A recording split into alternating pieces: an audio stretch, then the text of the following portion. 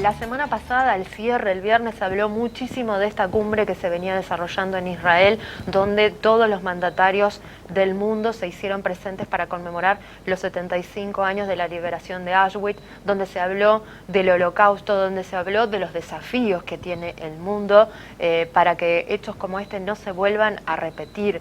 Homenajes que siguen aquí en Santa Fe en la jornada de hoy, aquí en el Paseo de los Justos. Es así, 75 años de una de las páginas más tristes, más duras, más difíciles de la humanidad. Por eso le vamos a agradecer a nuestro invitado, Daniel Sirvel, que es de la Asociación Cultural I.L. Pérez. Daniel, bienvenido a la mañana de Arriba Santa Fe. ¿Cómo está? ¿Qué tal? Buenos días. Muchas gracias por la invitación.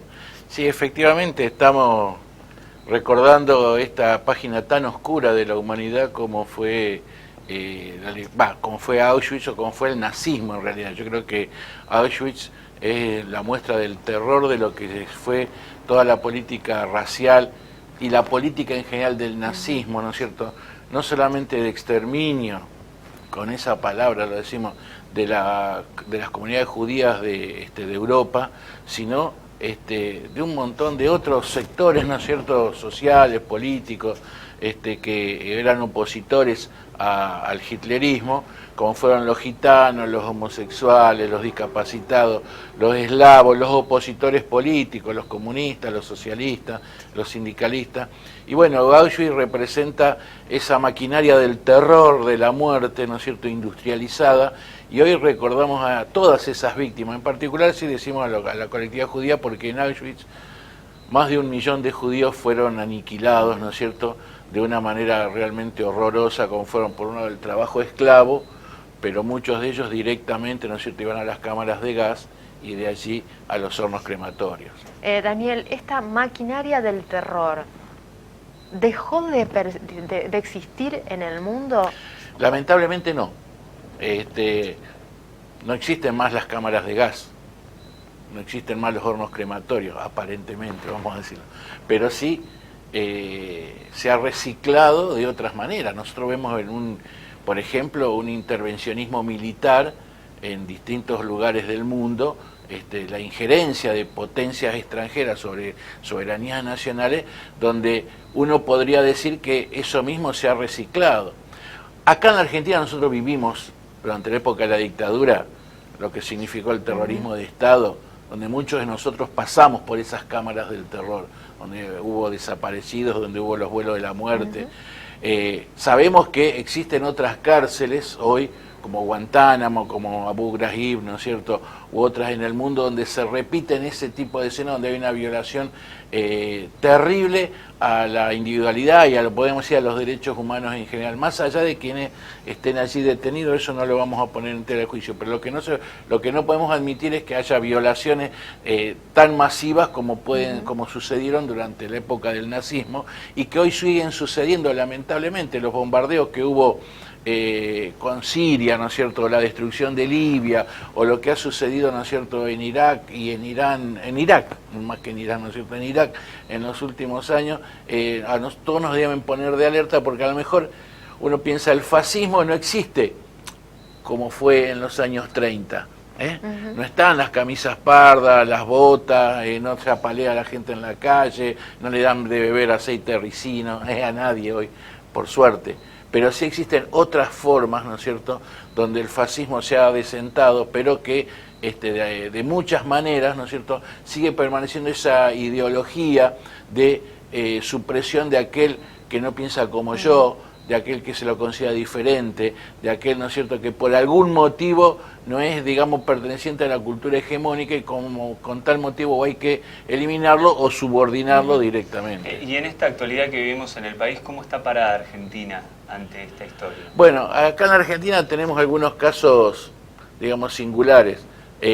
Por un lado, creo que en esa materia, en la materia legislativa se ha avanzado muchísimo. En la Argentina, digamos, la parte de derechos, por lo menos escritos, ¿no es cierto?, es muy importante lo que ha habido. Inclusive es ejemplo a nivel mundial lo que fue los juicios a la Junta, no solamente el juicio a la Junta, sino los juicios que se han hecho sobre los genocidas y demás. Ahora, lo que sí vemos es que a través de los medios, a través de, sobre todo de internet y de los medios, digamos, de ese tipo de electrónicos, hay un avance sobre todo del antisemitismo y del racismo.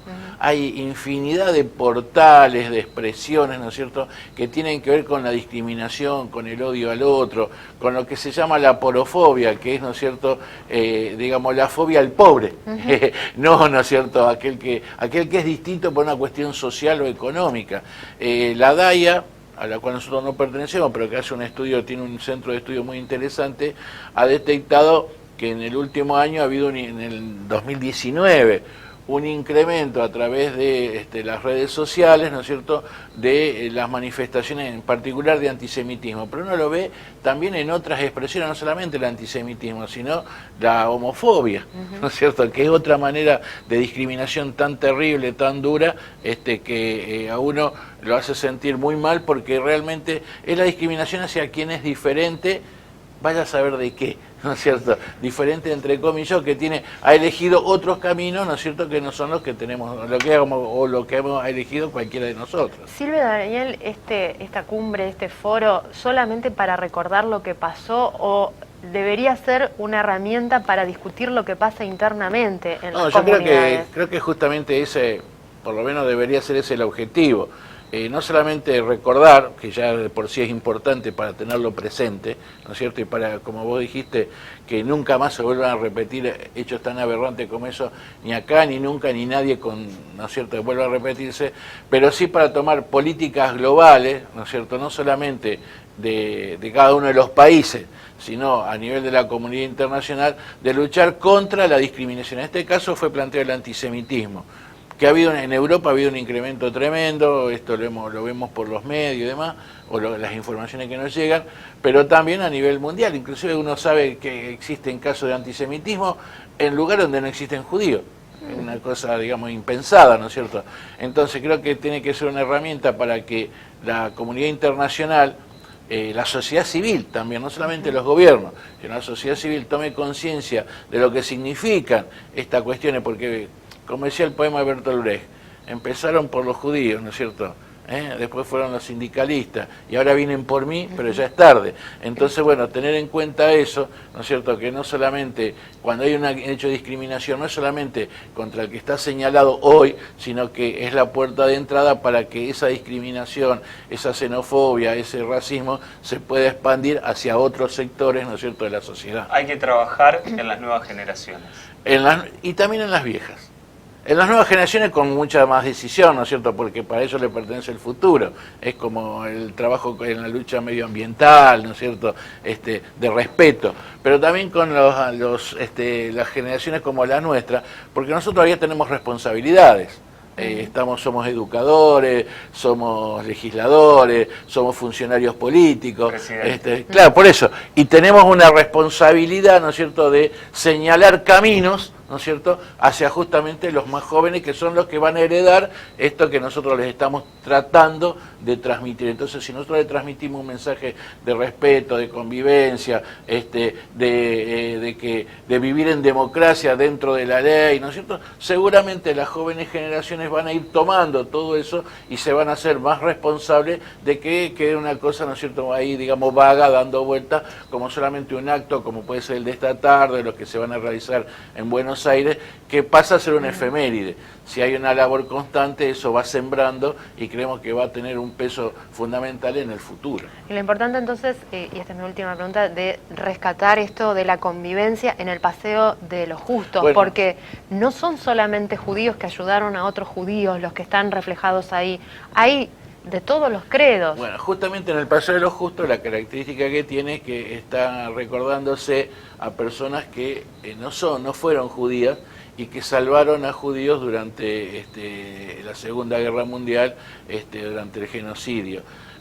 Por eso que nos parece importante hoy, ¿no es cierto?, este acto, donde vamos a estar todas las instituciones judías de Santa Fe, la Asociación Israelita Pérez, la DAIA, van a estar los gobiernos, tanto municipal como provincial, y entendemos, por lo que nosotros hemos podido rescatar y conversar, toda una serie de instituciones de la sociedad civil, instituciones sociales, políticas, culturales, de derechos humanos, que van a acompañar esto, porque justamente el mensaje que debemos transmitir es que acá no estamos señalando solamente la lucha contra el antisemitismo, sino estamos señalando la lucha desde el antisemitismo contra el racismo, contra la discriminación, contra la xenofobia y todas esas lacras que agreden a la condición del ser humano.